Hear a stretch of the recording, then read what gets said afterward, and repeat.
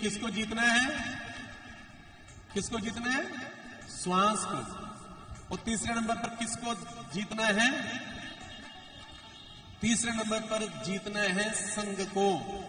किसको जीतना है? संघ को जीतना है। तो संघ को कैसे जीतोगे?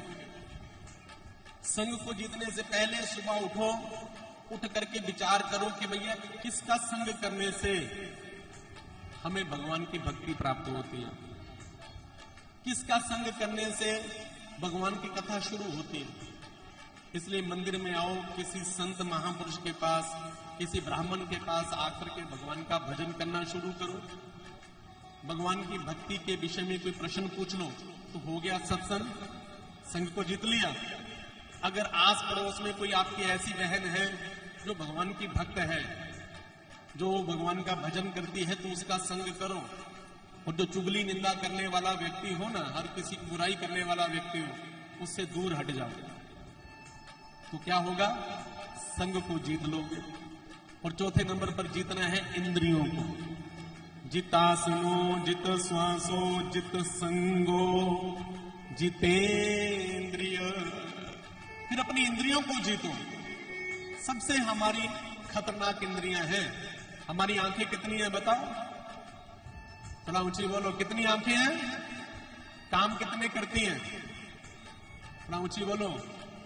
दो आंखें कितने काम करती हैं? एक ही काम करती हैं देखने का, है ना? कान कितने हैं? काम कितने करते हैं? एक, सुनने का। हमारी नासिकाएं कितनी है? बोलो भैया। छिद्र दो है ना? काम कितने करते हैं? एक, श्वास लेने का। हमारे मुख कितने हैं? अरे ऊंची बोलो। एक। लेकिन काम कितने करता है मुख? भैया तीन काम। एक बोलने का, एक खाने का, और तीसरा जब नाक बंद हो जाता है तो श्वास लेने का। अब आप हिसाब लगाओ कि भैया भगवान ने जिस शरीर के साथ कोई बेइंसाफी नहीं की। भैया दो आंखें काम एक, दो कान काम एक, दो नासिकाओं के छिद्र काम एक, और मुख बेचारा एक, और काम तीन दे दिए। ऐसा क्यों किया भगवान ने? विचार करने वाली बात है या नहीं है? लेकिन भगवान जो भी करते हैं वो भैया बहुत सोच समझ करके करते हैं। भगवान की इस पूरी की पूरी स्थिति में महाराज हम भगवान के ऊपर कोई प्रश्न चिन्ह नहीं लगा सकते, क्योंकि भगवान ने जो किया वो ठीक किया। अब विचार करो कि भैया आंखें जो भगवान ने इसलिए दी हैं कि भगवान कहते देखना जो है वो आसान काम नहीं है। कभी कभी होता है ना कोई मुश्किल काम दो व्यक्तियों से, तीन व्यक्तियों से मिलकर के होता है। तो आसान काम जो होते हैं भैया एक व्यक्ति 10 भी निपटा आता है।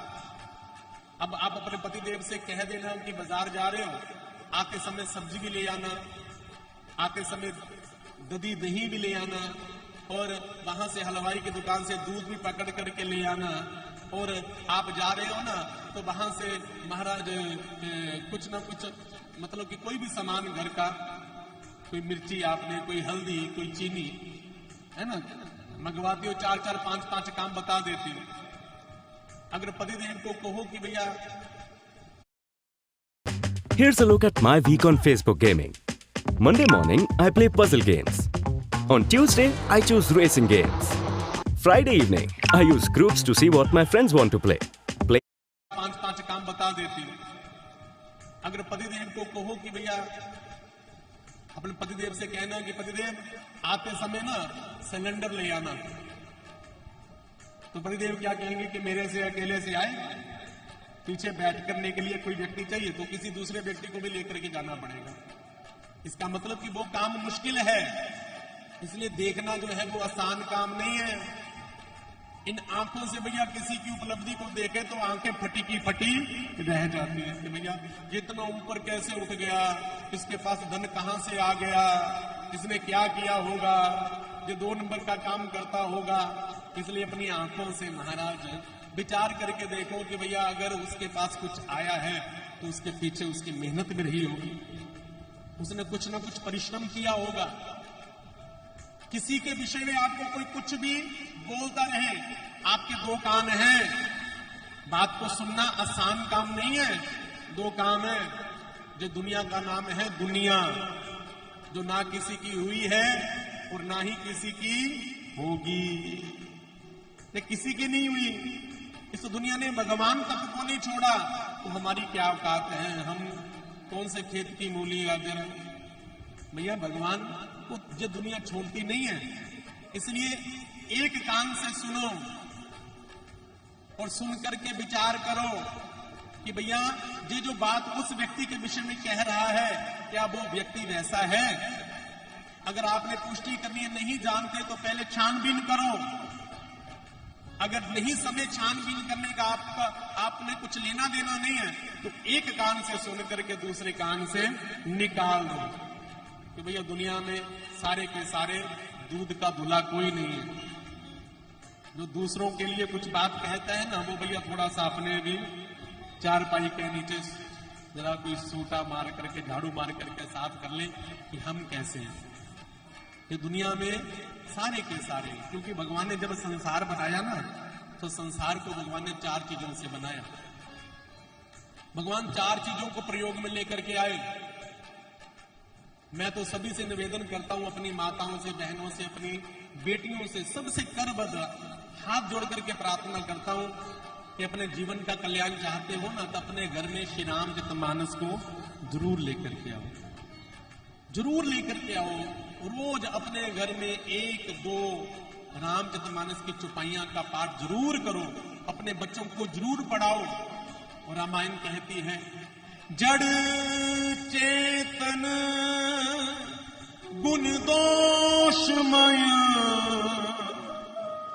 विश्व कीन करतार। इसलिए संसार में किसी व्यक्ति के ऊपर भी आसक्त मत होना। आसक्त होना है तो केवल और केवल भगवान में होना है। हम किसी को नहीं कहते कि हमें गुरु बनाओ, हम गुरु बनने लायक नहीं है। संसार में मुझे नहीं लगता कि भैया कोई गुरु बनने लायक है। गुरु का मतलब जो है वो जो व्यक्ति को भगवान से जोड़ दे वो गुरु है। लेकिन कलयुग की बात करें, लोभी गुरु लालची चेला, तो दोनों नरक में ठेलम ठेला। इसलिए श्री गुरु गोविंद सिंह जी महाराज ने कहा है कि सब सिखन को हुक्म है गुरु मान्यो ग्रंथ। अगर आप हमारे चक्कर में भी पढ़ोगे ना, हम दूसरों की बात नहीं करते, अपनी बात करते हैं, हमारे चक्कर में भी पढ़ोगे ना, तो आपको एक न एक दिन दुख की प्राप्ति होगी। क्योंकि हम भी इंसान हैं। इंसान वही है भैया जो गलतियों का पुतला है। अगर आप इंसान में भगवान को ढूंढने की गलती करोगे ना, तो मुंह की खाओगे। भगवान भगवान ही है और इंसान इंसान ही है।